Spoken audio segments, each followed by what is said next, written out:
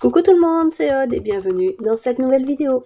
Aujourd'hui, ça va être la présentation de la commode que j'ai réalisée, mais cette fois-ci avec la collection Balade printanière. Je vous avais présenté donc ce modèle-là avec la collection Dino. J'ai refait un coffret pour pouvoir faire la vidéo tuto, enfin la vidéo privée pour les personnes qui ont acheté le fichier de découpe afin de pouvoir les aider au montage des différentes pièces découpées. Et je voulais aussi vous présenter à tout le monde. Ça permet aussi de montrer la collection Balade printanière en action. Donc voici à quoi il ressemble avec cette collection-ci. Donc cette fois-ci, je n'ai pas mis le papier imprimé sur les côtés, mais j'ai mis de la peinture métallique couleur or, comme j'aime bien faire assez régulièrement, en éclaboussure avec un pinceau éventail. Et j'ai fait pareil ici. Donc pour celui-ci, j'ai utilisé pour la base un cardstock couleur rose perlé. Alors je ne sais pas si ça va se voir à l'écran, mais c'est... ça scintille très légèrement, enfin ça scintille pas, c'est le côté perlé, il brille un petit peu, on va dire, il n'est pas mat. J'avais acheté chez Ephemeria, mais je ne sais pas s'ils en ont encore. Et celui-ci, c'est aussi un perlé, mais j'ai mis du côté mat, ce qui fait qu'on a comme un cardstock classique, mais pas le côté perlé. Donc il se présente comme ceci. Je n'ai pas mis le papier imprimé en dessous, mais il y a aussi le fichier de découpe.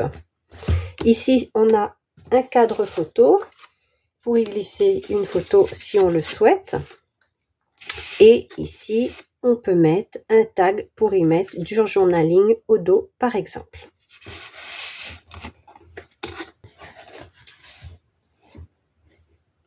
Donc, vous voyez, il y a quand même deux boîtes assez grandes.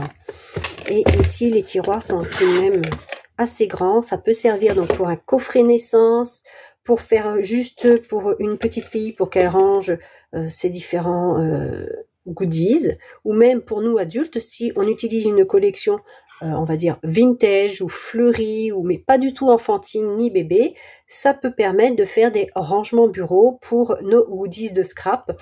On peut aussi ne pas mettre le couvercle et avoir plusieurs comme ceci à côté, l'un à côté des autres.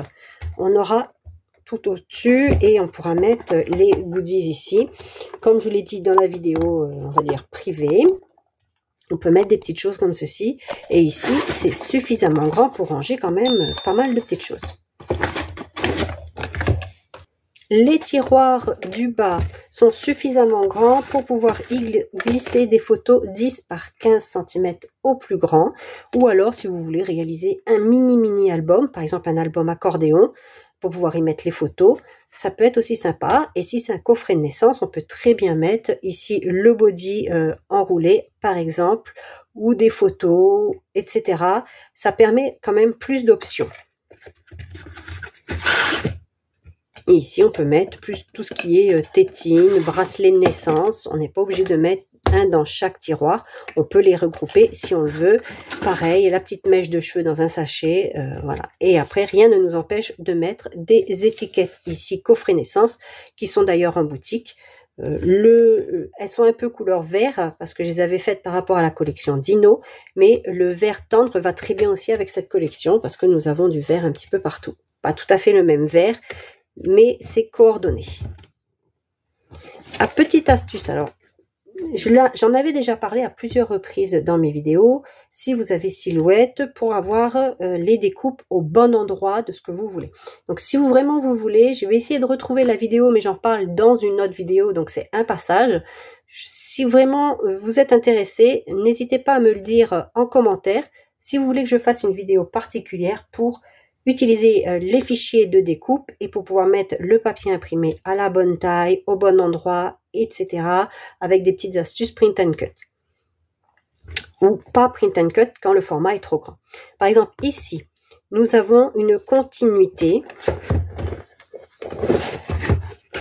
Voilà, ça c'est un papier A4. Mais vous vous doutez bien que l'arrière plus les deux côtés font plus de 30 cm. On a à peu près 44 cm, à peu près.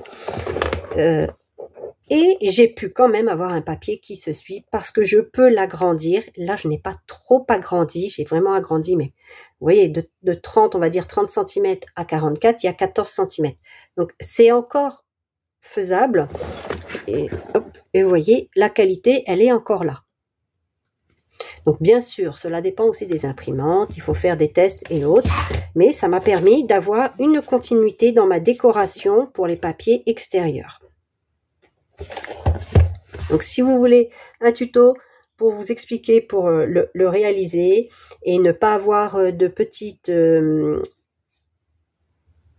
quand ce n'est pas un sticker, parfois quand on découpe au ras de l'image, on a un décalage qui fait qu'on a du blanc par endroit. Donc, si vous voulez aussi une vidéo un peu plus poussée là-dessus, n'hésitez pas à le dire en commentaire, j'essaierai de la réaliser. Donc, voici ce que l'on obtient. J'espère que cette commode vous plaît. Donc, les fichiers de découpe sont en boutique.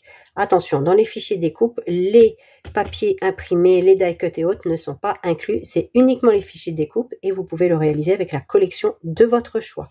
Ils sont disponibles en silhouette et SVG et compatibles portrait, c'est-à-dire découpe sur du A4. Sur silhouette sur la Cricut Joy Extra qui découpe du A4. Ne connaissant pas les marges de sécurité de découpe, je vais dire une bêtise. Par exemple, j'ai un papier qui fait 19,7 cm de large. Je sais que sur un A4 avec la silhouette portrait, je peux le découper. Mais je ne sais pas si avec la Cricut Joy Extra qui découpe du A4, si les 19,7 passe dans les 21. Normalement, oui, parce qu'on a quand même plus d'1 centimètre, mais je ne connais pas les mesures, les marges de sécurité des machines, donc c'est à voir en fonction de vos machines. Je ne connais pas toutes les machines. Et vous aurez donc accès à l'achat de ces fichiers, à la vidéo privée qui n'est pas à partager, donc qui est réservée aux clientes, pour vous aider au montage, vous donner quelques petites astuces. Il y a aussi un PDF avec les récapitulatifs des différentes découpes. Pas de schéma à la taille, aucune mesure n'est donnée. C'est vraiment réservé aux personnes qui possèdent des machines de découpe électronique. J'espère que ce coffret, cette commode vous plaît, que la collection vous plaît aussi, parce que moi j'adore ces petits personnages, ça change un petit peu. La prochaine collection ne sera pas du tout enfantine. Je sais déjà sur quoi je travaille. Et j'espère donc que ça vous plaît. Je vous dis à bientôt pour une prochaine vidéo. Scrapez bien, prenez bien soin de vous. Bye bye!